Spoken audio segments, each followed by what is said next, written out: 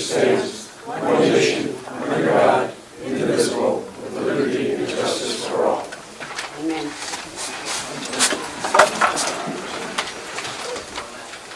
I don't think Mr. Clark will be here today, so this will be my first time at this, so please go easy on me. Make a motion to accept the meeting. Have you had a chance to read the minutes and everything there? Yes. I'll make a motion we accept the minutes from the previous meeting. I'll second it. All in favor? Aye.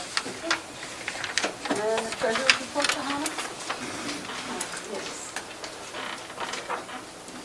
Since the last meeting, $50 was collected for zoning permits, $1.25 from renting request, $35 from building, $25 rent from Sawkill Rent Property Owners Association, and $11,854.10 was collected from taxes. Thank you, Sharon. You're welcome. And Supervisors.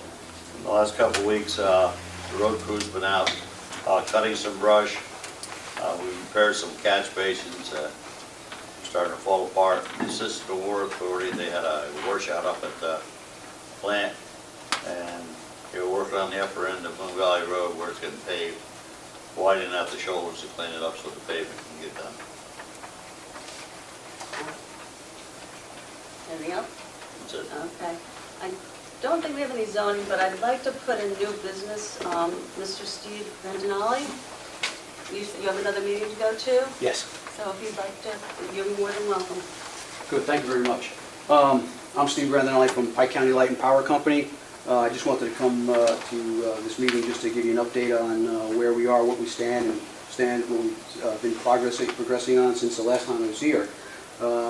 Basically, we're reaching our full staffing requirements that we think we've established. We have 4 customer service reps now working in the building at 105 Schneider Lane.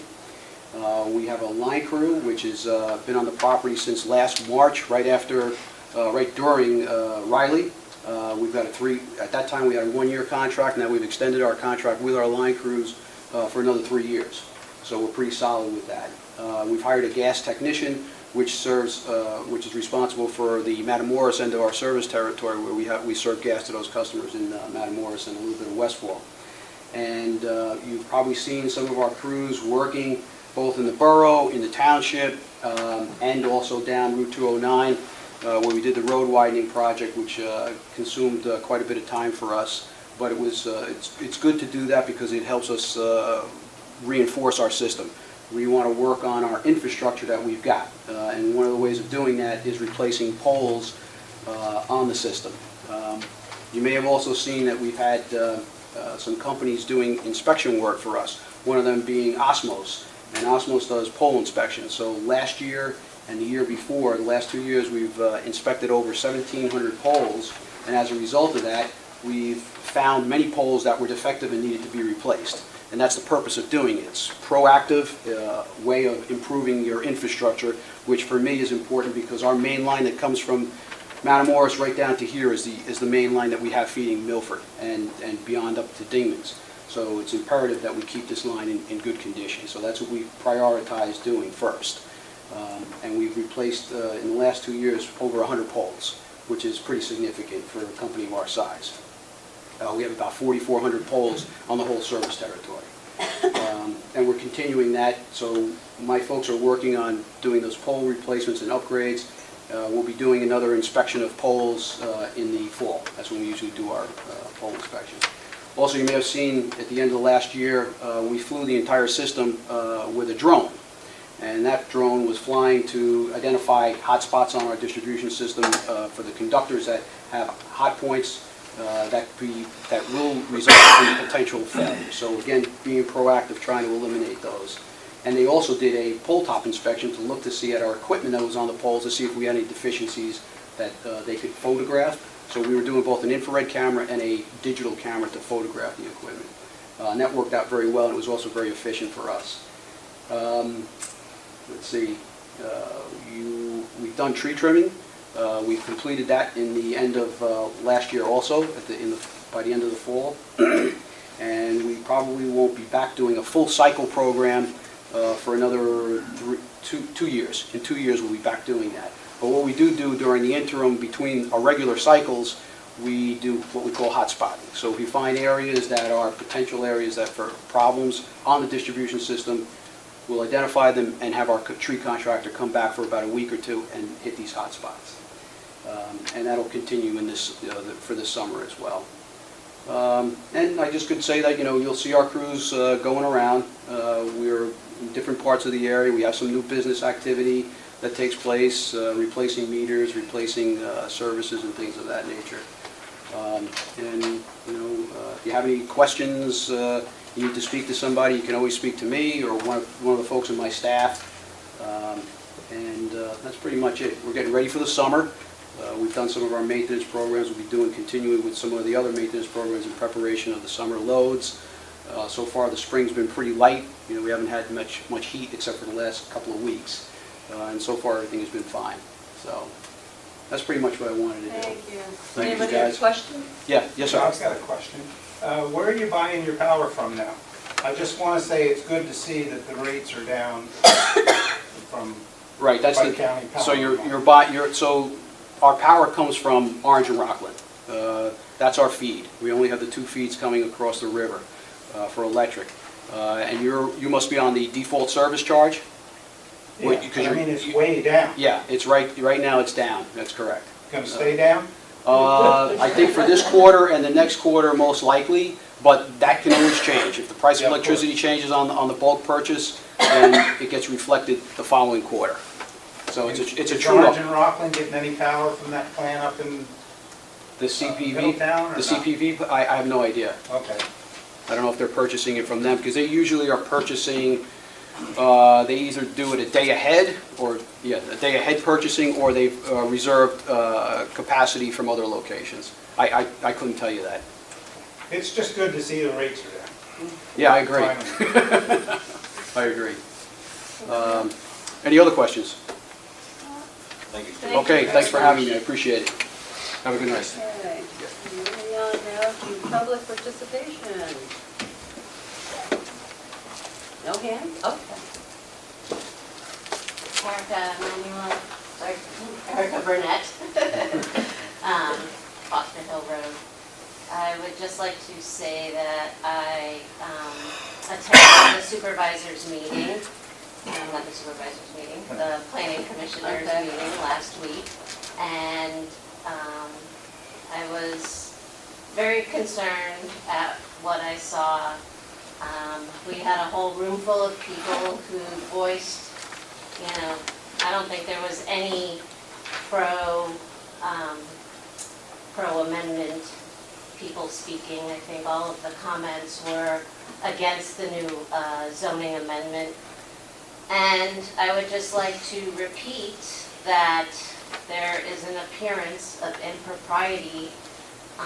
Without making any accusations, the facts that 3 of the new appointees who voted for this, for their approval for this project, all came from the same area as the supervisor, Mr. Clark. Just seems kind of fishy to me, and that Mr. McCarthy felt that after 2 weeks of being on the planning commission, he said he was digesting information, but yet felt that he could make a decision based on his 2 weeks and things he had heard and been following. So unfortunately, it was approved, but I just want to say that there's been no public participation. They worked with a number that was given to them, and that was by their own word, and it's very concerning to many of us here. Thank you. Thank you. So having heard all that, and yes, I was at the, Fred Weber, Milford Borough, sorry. So I was at the same meeting and also asking Mr. McCarthy at his background, so he had had no previous planning experience. That was very exciting, so I knew he was ready to go. You hear comments coming back. One of the things that's so frustrating is people are posing really good questions. There's a lot of good comments coming out. And we're not against progress, okay? We're not. But there's nothing, there's never any middle ground, there's never any, even a hint of some other alternative. And you guys just like brush off these questions. I mean, that was a really good question. Okay, good. Mr. Clark, the same thing. There was someone here who posed a very lengthy question. They, okay, thanks. What is that? He was They don't get the same thing planning here. What is that? We're all here. We see your reactions. We see how you guys are working on this. commission. You don't see Now, anything. don't tell me what I don't see, Okay, all right?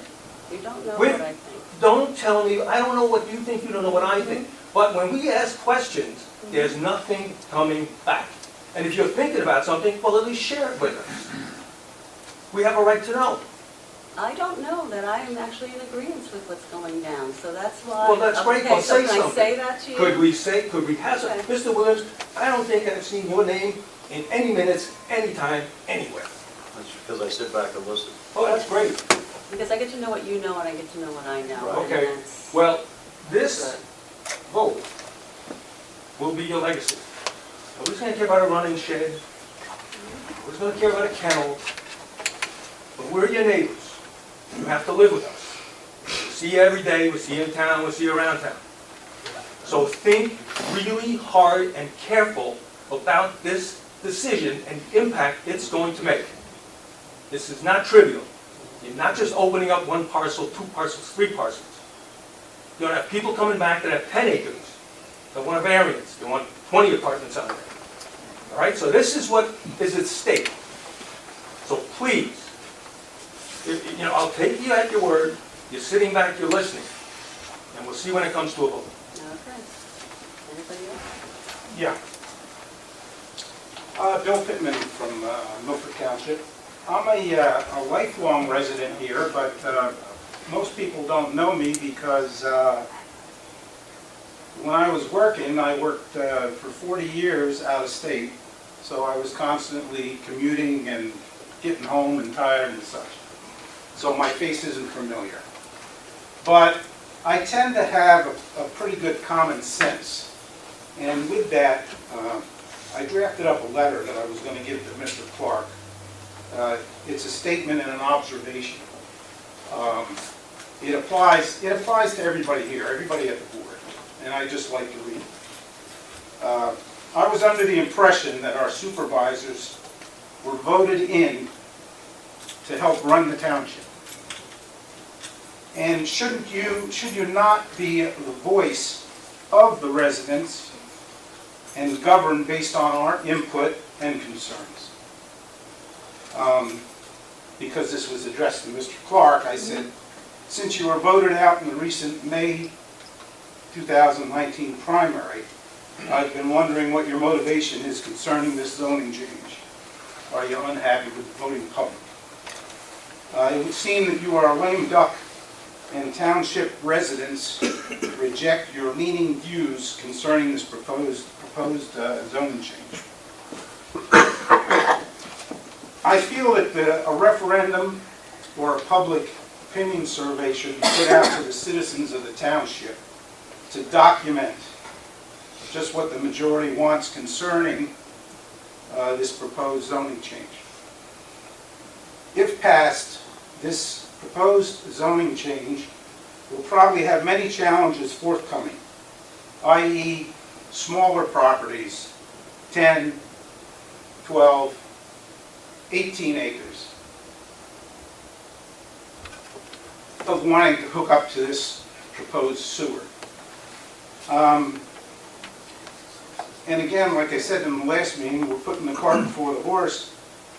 We theoretically don't know if the sewer is going to be coming. In my mind, that's not a good scenario for the township. And one other thing, what are the landowner costs going to be associated with this sewage project? And where's is that going to be determined in the feasibility study? I've been reading some things about hookups and having to get rid of your other sewage system. You know, I mean, it could be, and this is what the public doesn't know, I mean, it could cost you $6,000 to $8,000 to hook up to the sewer, to get rid of your other sewer system. And, I mean, are they going to have 3 or 5% interest loans to cover that stuff for people that can't afford an initial outlay like that? And that's it. Thank you, Bill. Yeah, thank you. You two will fight. Trish can go first. Okay. I just wanted to, this is, Peggy had given this to, I just got on it. So we've done it before. Yes, and why I'm revisiting it is because the June 3rd minutes reflected that as something that was a list, their voters, taxpayers, and they're the folks that came to vote during the election. So that's a list of tax-paying residents that vote, that came and signed it. And when Peggy presented it that night, you know, I don't know how it was received, but in the minutes it was recorded as a list of people that were opposed. And there was an indifference. Yeah, that wasn't the question. That wasn't the question, and there was an I thought indifference on Mr. Clark's part to it, and if there was an indifference to a group of people that are opposed, that's even more concerning to me than if it's just a group of tax-paying, voting, concerned citizens that would like to see this looked at. And that's why I just wanted, Peggy's got laryngitis, I'm working on it, but I just think it was important to back up to that again. And Yeah, I did catch that. I did see that. Two things. I want to thank you, Penny, for sending me the minutes of the sewer group meeting, and I wanted to check with you, is it okay to make those available to the public? Right, good. Tony? As far as I knew, they were I don't think there should, public anybody can go. documents. Yeah, anybody can go to that meeting. Minutes And from what, When Rachel? I go to the I'm sorry? meetings, when I go to the, Yeah, they're- they're Who public. keeps the minutes, the county? No, they come up, they appear on the table. Mike Mercelinski puts them out. Mike does, okay, yeah, they're They public just appear records. on the table. Okay, good. And at a previous meeting, I asked you about having the solicitor write a written legal opinion about whether or not this zoning amendment could be used to force the township's hand. And I brought that up at the planning board, but I know Mr. Magnotta was out with a lengthy illness, so I just wanted to revisit that question. He did, because I got something from Frank Tarquinio. Remember that one thing at the bottom? And I got a forward from Frank It's just on the intergovernmental agreement. on the intergovernmental Right, that's not, I agreement. don't think that's the question Rachel's asking. No, the question I'm asking is if we enact a zoning amendment that's contingent upon having central sewer, Mhm. can that be used to force us to implement the central sewer? And I think the township, I think that the board of supervisors and the township residents should have a written legal opinion that documents the case law that backs up an opinion in that regard before this amendment is voted on. The question that I was asked was with respect to whether the intergovernmental agreement obligated the township to go forward with a sewer system. Okay? And there was a reply both to the borough and to the township on that. Okay, that was a different question that I asked at the last Correct. meeting as And well. I did That's what I ask that thought, yeah. also at the planning meeting. Yes. So, yes, no, as you know, I serve at the pleasure of the Board of Supervisors, so if I'm asked to give an opinion, I will do so. Okay. I hope that, that Oh, absolutely. you guys will ask him to do Oh, that absolutely. on our behalf and on yours. Mhm. Can you do that now? Do I make a motion to do it, or do I just? I should do it? authorize Okay. this. I'll make a motion to have Mr. Magnotta give a legal opinion on behalf, if we're going to be forced to have central sewage. If it could be If it used could be used against us. to force To force us the to have. implementation of central sewage. I'll second that. Thank you. Oh, I'm sorry. All in favor? Aye. Okay. Hi, Amy Eisenberg, Milford Township. Having been at the planning meeting, it was my first planning meeting. I echo other voices in the room with a deep concern that our planning board is ill-equipped to make decisions at this time, which will resonate for generations in Milford Township. The fact of the matter is, once we start developing, we're not going to turn back time. It is what it is. And it will impact taxpayers as well as developers that perhaps have been enticed to set up shop in our community, and then maybe that won't take place, and perhaps the township taxpayers will be left holding a bag of empty promises and perhaps lawsuits. I don't think anybody in this township wants to experience the same thing as the Cats fiasco in Westfall. That does not go away. We need to be very careful. By his own admission, meeting minutes, YouTube videos, Mr. McCarthy sat up there at that end seat, and when asked if he had read the planning documents, both county and Milford Township, quote, "I'm working on it." I don't. To the comprehensive plan? Correct. There was a direct question, have you read the planning materials of the county and township, to which he replied, "I'm working on it." That right there would have been a perfect reason and an ideal time to postpone the vote. The planning commission went forward with that vote, and we know how that happened. So that's a huge concern. We can do better, we should do better. I'm also concerned, and I think it may have been Mr. Pittman, someone asked, they made a very direct statement, very simple, layman's terms. I understood them. I have zero legalese. I understood it, and it was followed up with a simple question of, this housing density amendment is being pitched as a win-win for the community. What is the win for Milford Township taxpayers? To which Chairman Seacrest responded, "We won't know until it's done." That is unacceptable. I don't know a single person in this room. That is unacceptable from the chairman of our zoning commission. I agree. And it's a matter of public record. We are all alarmed. I don't know how you will respond to that, if you will respond to that. No, But it I- really frames this Yeah, conversation, no, I- and I'm concerned about my taxes. And I guess that's the extent of my comment tonight. Thank you. Mr. Carter? Yeah, Penny, I'd like to ask a question of Tony. Tony, all the meetings I've been at, the appearance is that the Planning Commission and the supervisors have already made up their mind on the developer proposal, which is very extreme. And it seems to me there may be some legal entrapment there by going with the most extreme proposal, which is what the density is, and not exploring very thoroughly the middle ground that the community seems to be asking for.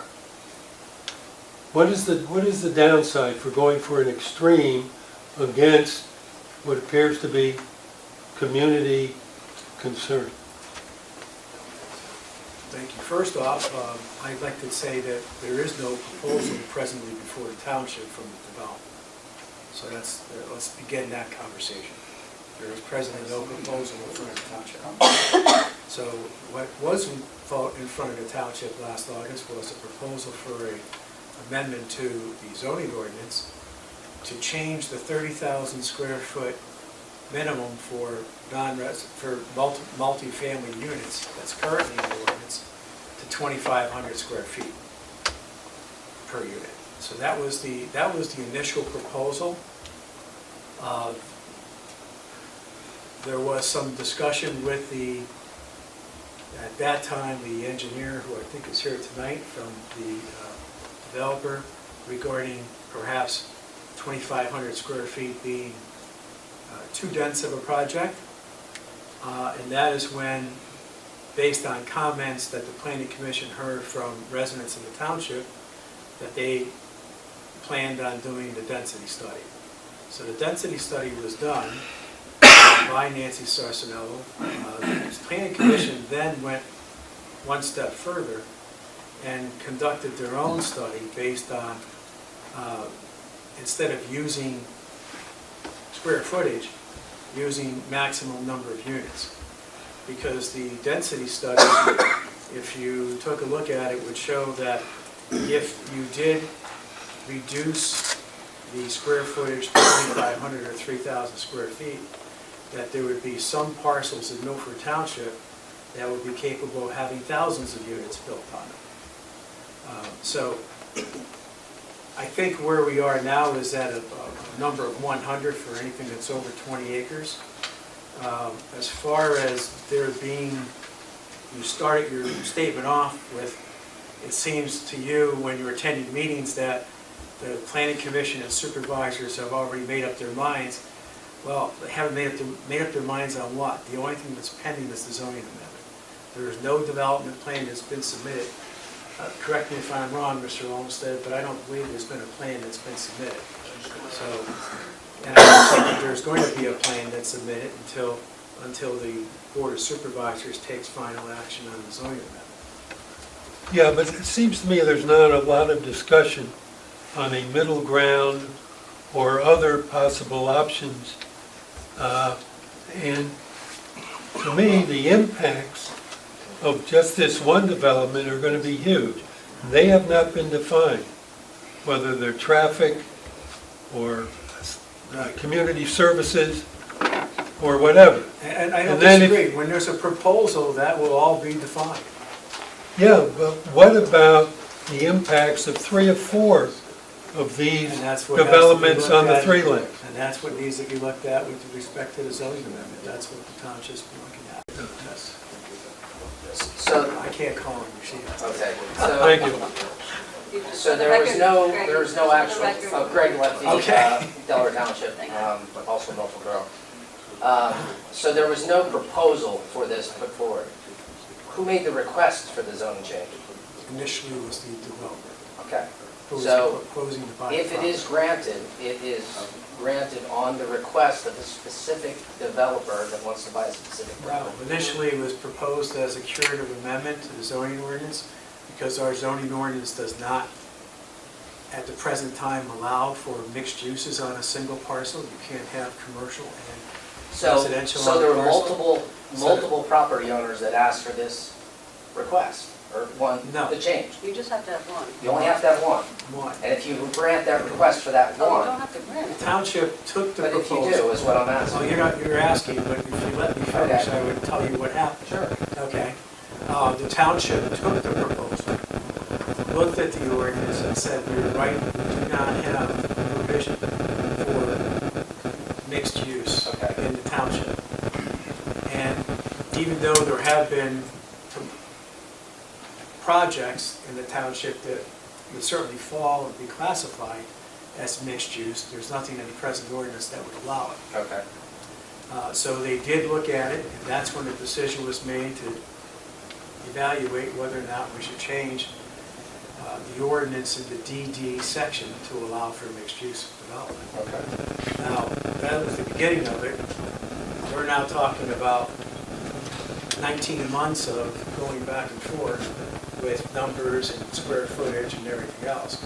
And I know you weren't attending meetings back then, but there were discussions with Mr. Oliver, who was the attorney, when he would come to meetings, and with the developer and his representative, with the Board of Supervisors at meetings about, well, we don't think 2,500 square feet is a good starting point here.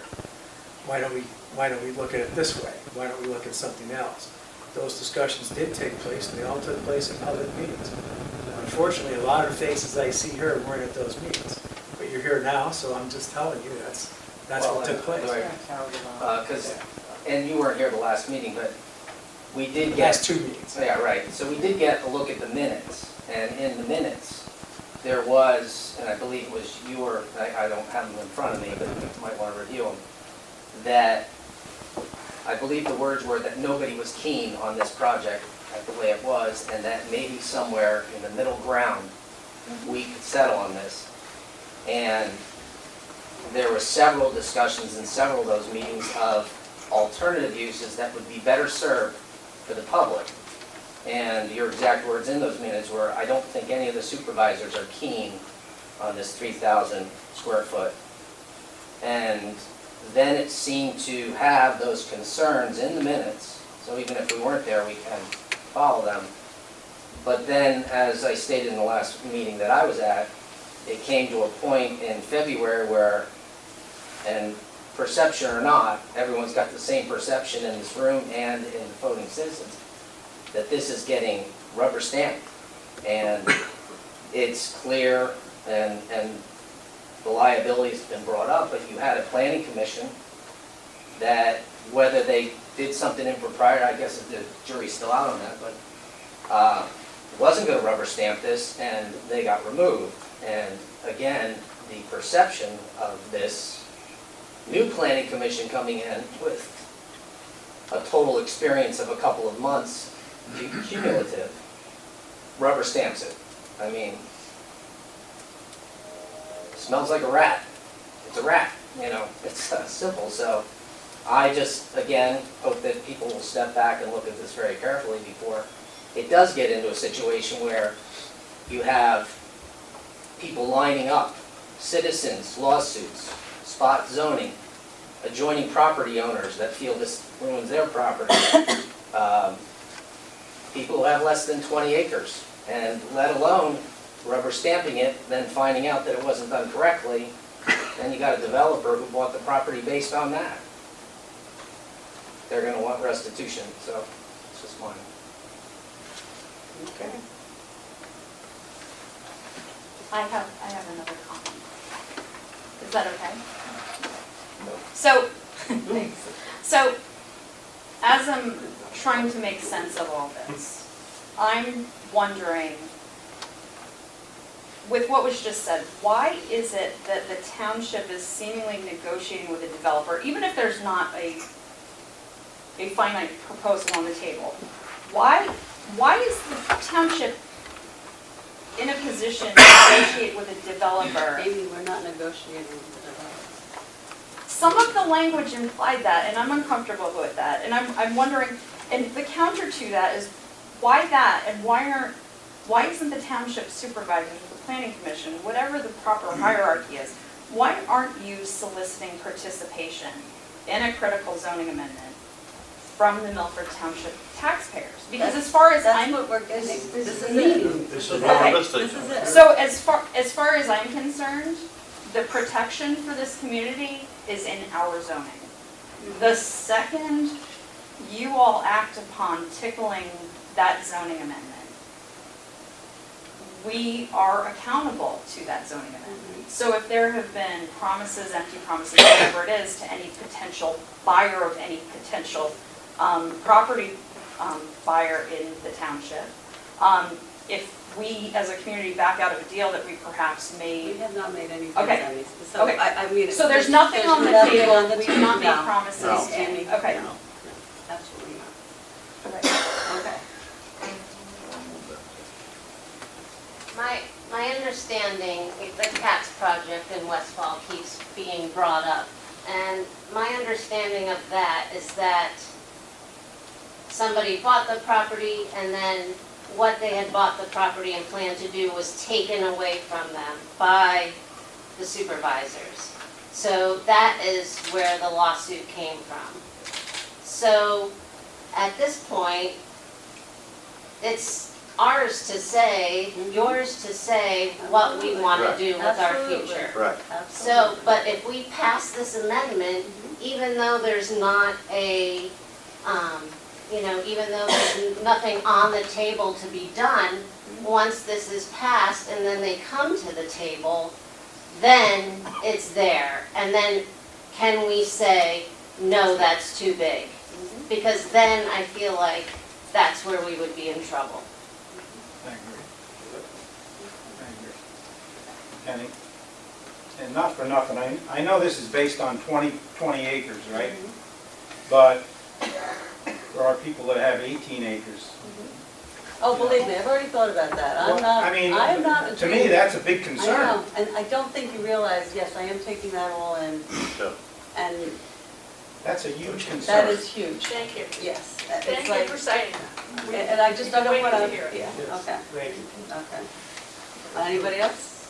I just want to circle back to the question. It seemed that you did ask Mr. Magnotta for an opinion as to the intergovernmental agreement. Yes. Could you just share with us a little of what that opinion was? The intergovernmental agreement? What you said. Yeah, and how much it does or does not bind the township to a future path of central sewage? Yeah, the intergovernmental agreement, in its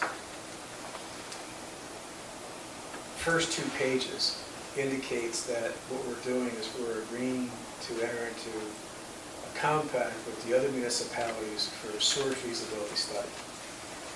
It specifically indicates in the agreement that each municipality, at the conclusion of the study, has to determine for itself whether or not it's economically and physically feasible for the municipality to enter into the central sewage agreement. And Mr. Waldron's here, who represents the authority, and if I do misspeak at all, Mr. Waldron kindly correct me.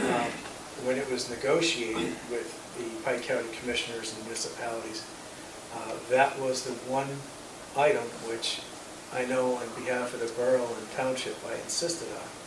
And You did, and I actually drafted the agreement with everybody's approval, and it clearly said, not only did it say whether it's economically feasible, it was a choice for the municipality to make as to whether or not they would want to participate. Milford Township, for example, even debated the choice whether they might say, well, we might allow a pass-through, but we're not going to allow any connection. That conceivably could happen in order to get to Milford Borough. But yes, the agreement does not bind any of the municipalities or the West Falls Sewer Authority, which I represent, to have to do the project. First, we wanted to see, could it work? What would it cost? What would it cost properties that would connect? And not all residential, it may well be the residential properties don't even have to connect. All those things were to be studied over the next year.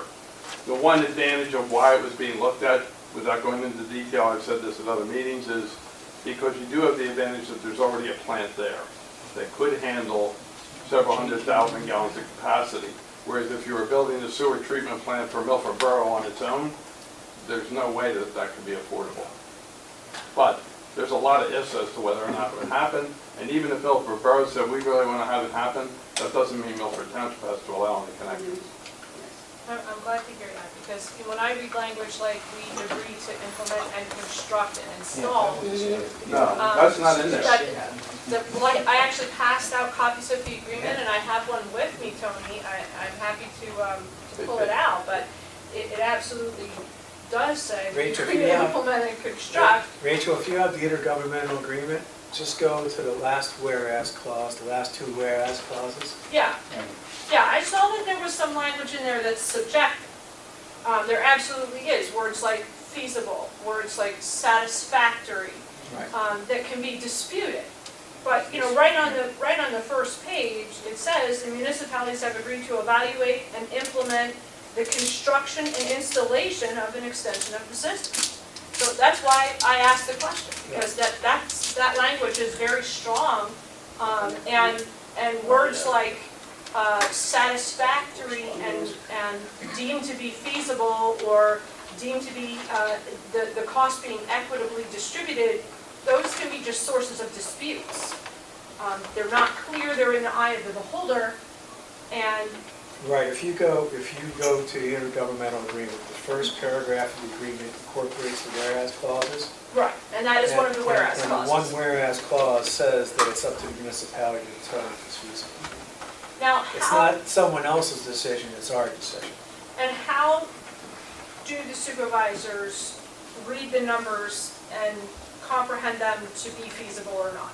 What is their, I mean, they don't have experience with installation of sewer. And I assume we they're would going to probably largely look rely to on you. the township engineer a little bit also. So the engineer is going to tell them if the dollars and cents make sense. Right. Okay. And the last question that I had at the last meeting with regard to this, which perhaps Mr. Waldron might be just as able to answer, is, was due diligence done to ascertain if the authority's plant and system need any significant improvements, notwithstanding the expansion, so that we don't get allocated for that pre-existing need And/or did we do any collection of documentation as to the sewer authority's economic stability in their current situation? We've seen some systems in the area that were taken over by new owners, for example, and because they had been in disrepair, suddenly rates went sky high,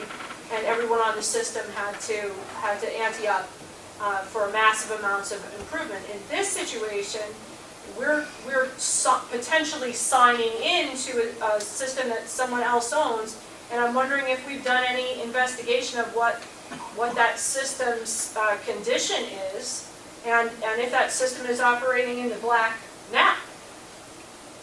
Was any due diligence collected so far? That was part of the study. It's going to be That part of the actually has study. to be evaluated as to whether the system's adequate and also whether it needs either any upgrades or additional components in order to be able to handle that capacity. Now, DEP did approve it for a capacity that actually exceeds what it's currently allowed to do. Originally, they approved it for 800,000 gallons. And Tony, when that comes out, will it differentiate between the improvements that are necessary just to handle this new potential project? Or will it also talk about the improvements that the system just needs, whether you add new users or I not understand what because you're of saying its age? about the age. Right. Because it was originally, a good portion of it was constructed in, an initial portion was constructed in around 2000.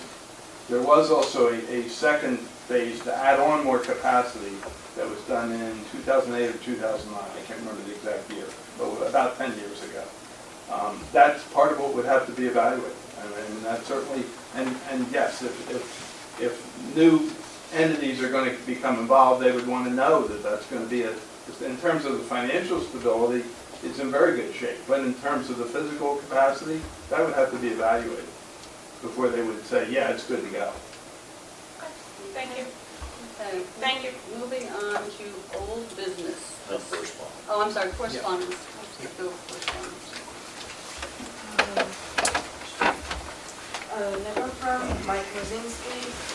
It's about the multimodal grant. It's the CFA Multimodal Transportation Program grant. And the due date is 7/31, and maybe it's applicable for us. This correspondence is from Planet Aid. This is about the change in their payment system. So I will give it to Tony. A July newsletter from Pike County Conservation District. This is a letter to serve as your invitation to comment on a proposal. I sent it to you, right, Tony? Is it this one right here? I was going to show it to you. I mean, There's a, is that the one? Who is it from? yes, Okay, I just found the cover sheet. Yeah, I was going to show it to Tony, or show it to Tony. okay. There's a project, Some and type of part of project. Milford Township will be served. Yeah. Okay.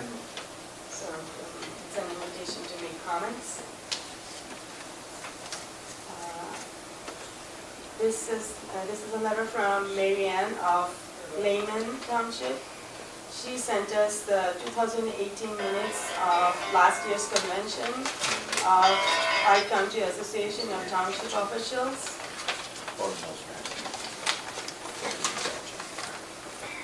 And this letter is from Marian Conza. She sent us the name of the officials of all the officials of the townships and boroughs of Pike County. This letter is from Kenneth Fleming. They are doing a project in Twin Lakes in Shohola. The name of the project is Twin Lakes Utilities. I'm going to reply to them tomorrow. A letter from Engineering District 40. There is a 21st Annual Wyoming Susquehanna County Equipment Show. This letter is from Chris Golds, Scott Macia, and Ed.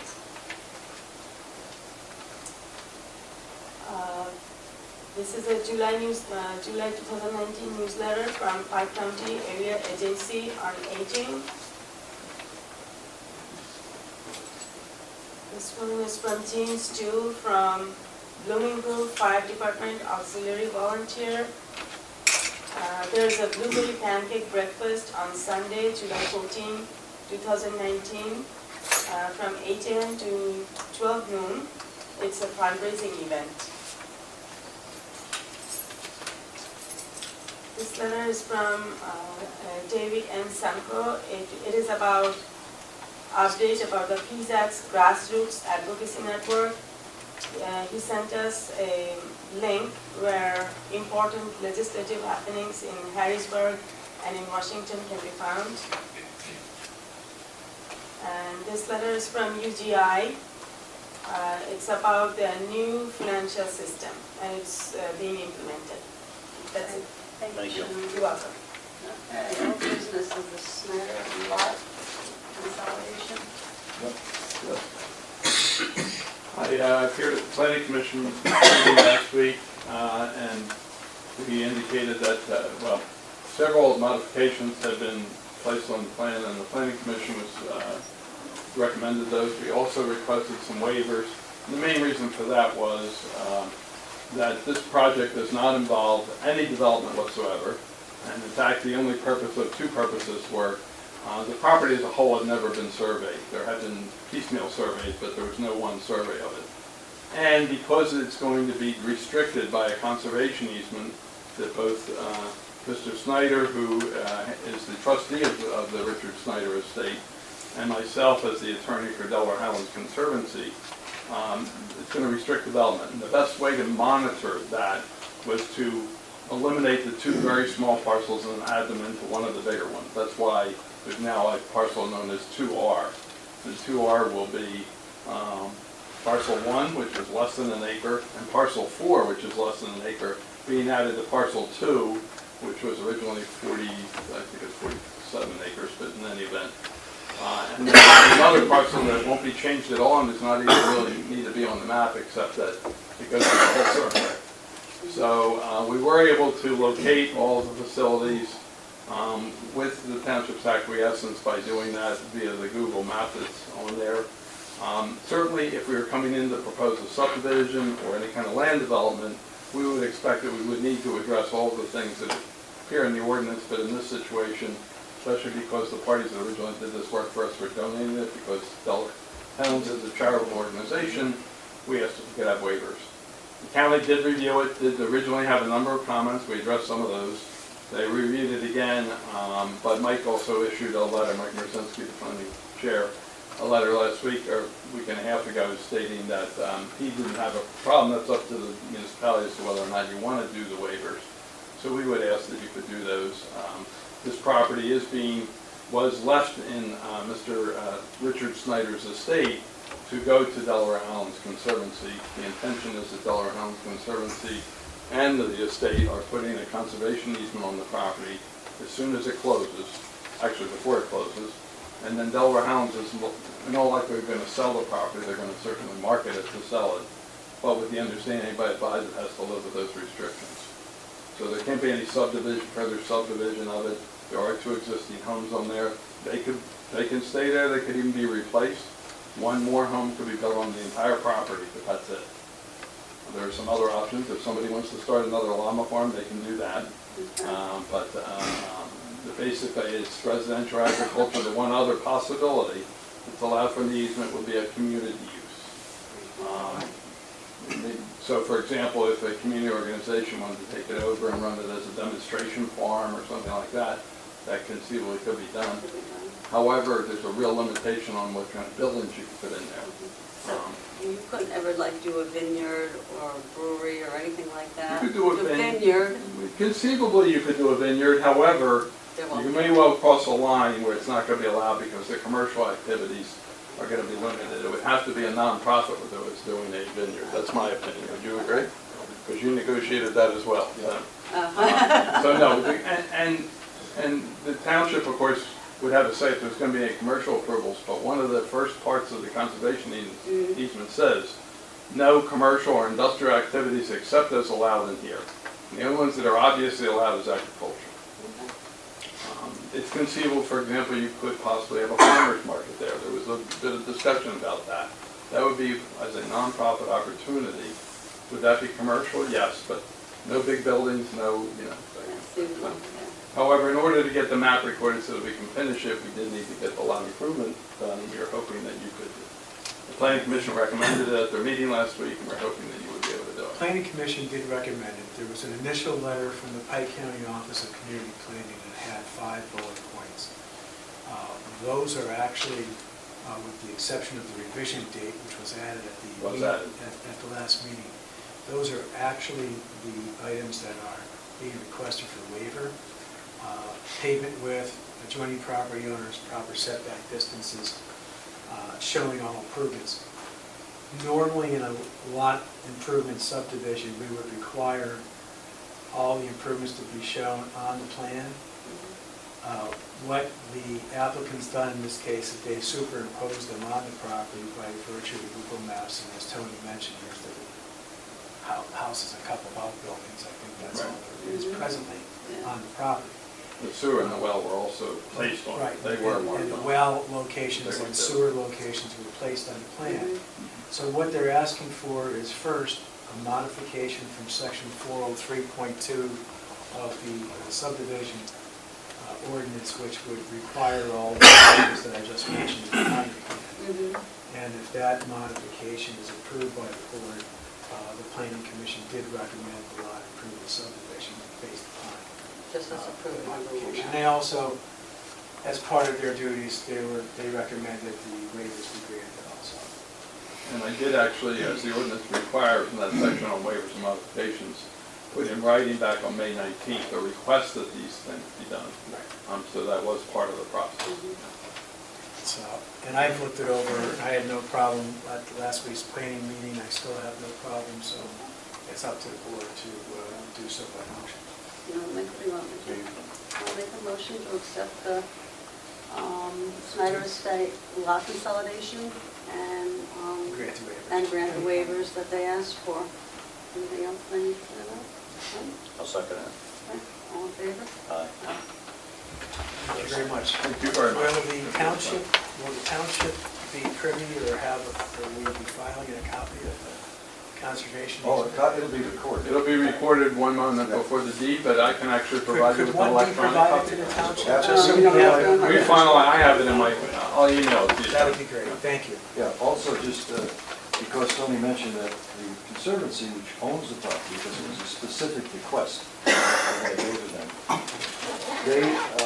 they also monitor the easement in perpetuity. Even if they sell the property, they still become the enforcer of the easement in perpetuity. So that if there's any violation of it, they would have to, that would violate their charter as a 501c3, so they have to make sure that's enforced.